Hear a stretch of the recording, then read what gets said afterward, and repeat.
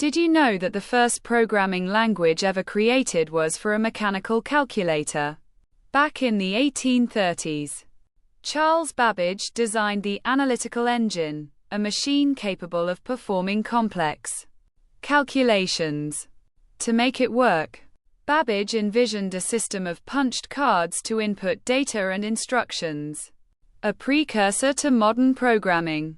While the machine was never completed, mathematician Ada Lovelace, often considered the first computer programmer, wrote the first algorithm for it. She even predicted that computers could one day be used for more than just math, envisioning the future of computing as we know it today.